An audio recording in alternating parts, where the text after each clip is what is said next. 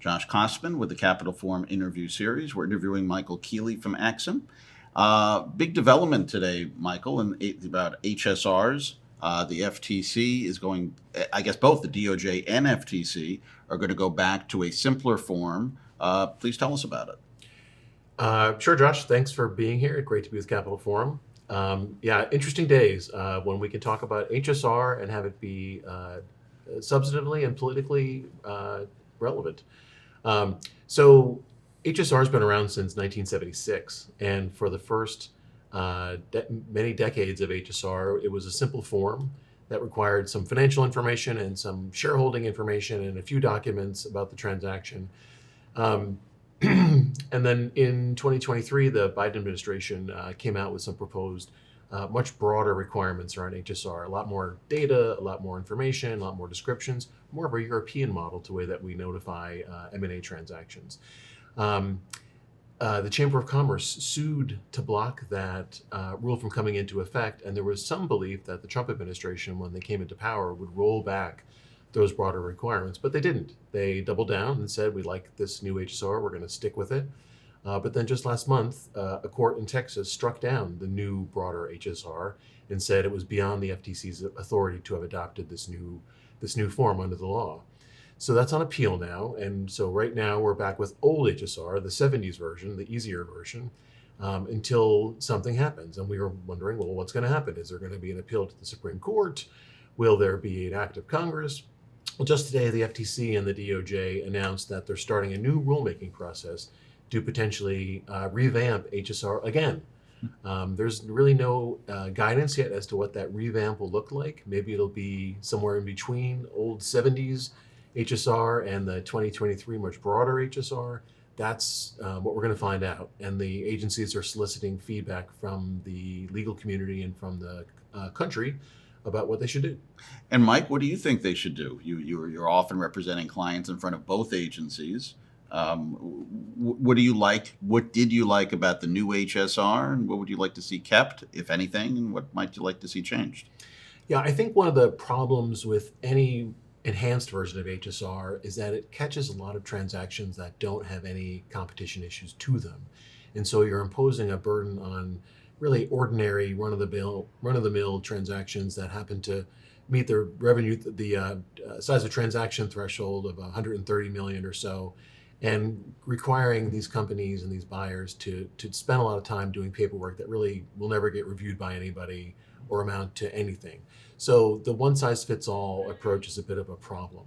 So I think what the agencies might do is look for a way to differentiate between transactions that really don't have any issues and ones that may be worthy of collecting more information. Interestingly, the practice of antitrust law in front of the agencies had really developed in such a fashion that allowed us to do that with the old 70s version HSR.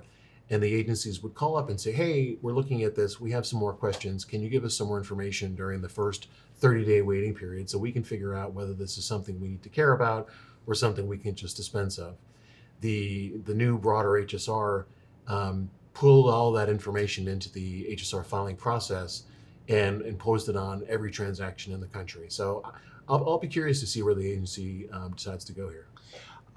How do you think this current FTC, with all Republican appointed members, how did they look at the 2023 HSR, considering it was a 5-0 vote when it passed? How did Ferguson view it? Well, at the time that Chair Ferguson took power, he made a statement that they were going to keep the 2023 version, that it wasn't perfect. It didn't have, it was maybe a little bit more than he would have wanted, but in the interest of stability and predictability, he didn't want to just revamp everything right away. But between the lawsuit by the chamber, there's been some political pressure. There was an editorial in the Wall Street Journal earlier this week criticizing Chair Ferguson for defending the broader HSR rules. So I think those things are playing into the calculus here. Yeah, a journal editorial will do that. Who do you think behind the scenes was prompting the change, prompted the lawsuit to begin with, and then getting an op-ed in the journal is a pretty big deal? I don't know. Okay. But beyond that, I would say that there was broad-based opposition in the business community to the broader requirements for the reasons that I described, how much of a burden it is on transactions that don't really raise any issues. So I think there's been a broad sentiment among the business community that this went too far, and there was some surprise that Chair Ferguson kept the HSR regime in place. So I suspect there's been a lot of conversations in the halls of power about a desire to go back to something a little bit more reasonable. Mike, is there anything in the new HSR, which your clients have filled out, that you like? It sounds like you don't like the new version completely, like a lot of people didn't or don't. But is there anything that you do like that you'd like to see kept? I think there are some reasonable asks. A lot of the things in the new HSR were things that we would, as a matter of practice, provide to the agencies when called upon. But I think that the move to apply this to all transactions was really something that was putting a lot of extra work, not just on the business community, but on the agencies to review and process all of these forms that came in. So I would say I didn't really like anything about the new form because of that. Okay. How much extra time would it take a typical client? And I know every situation's different, but how much extra, how burdensome was it? Yeah, I'm sure there are more methodical statistics available that were collected by the Chamber of Commerce as part of their lawsuit. But in my personal experience, it was leading companies to build in 20 or 30 days preparation time to make sure that they had the ability to pull it together and get on file.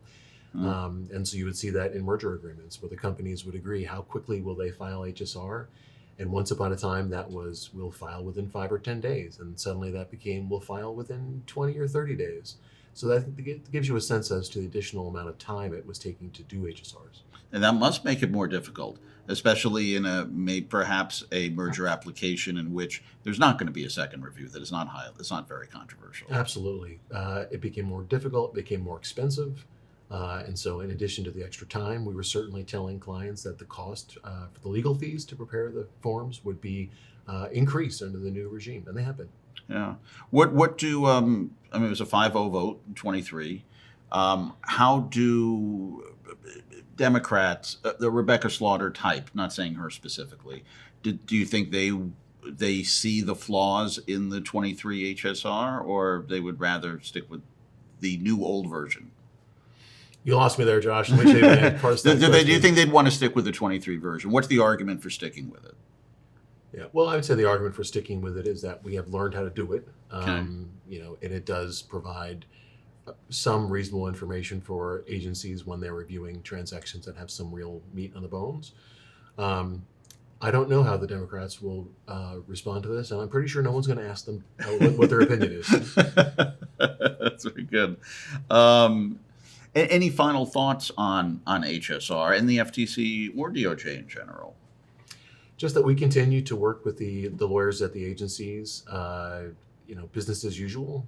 Certainly there's been an overlay of politics coming out in the news around some transactions, but the men and women of the antitrust division and the FTC are doing their jobs, and on the private side, we're working with them to try to help them complete their reviews in a timely fashion and explain why clients are doing M&A and compared to the Biden administration when there was open hostility to almost every merger. I think we're at least in an environment where M&A is understood to be part of the normal business cycle. And so, that's what we're here for. Maybe a final question. How much of a surprise was it? We're recording this as the FTC and DOJ just announced this today. So how much of a surprise was it that they made this announcement today? It was a surprise. I did not see it coming, but I can understand where they're coming from. There's a lot of pressure from the courts. There's pressure politically and from the business community, and this might be a chance for them to get a reset and come up with a regime that has more buy-in from a broader cross-section of the community.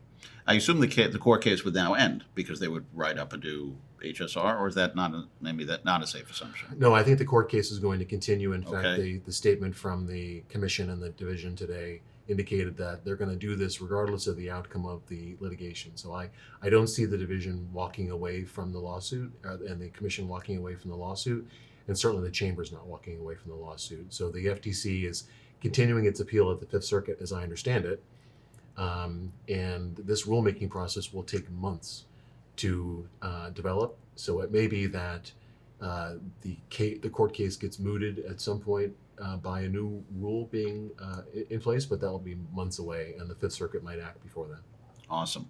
Thank you, Mike. Really appreciate it. Thanks, Josh. Great to be with you.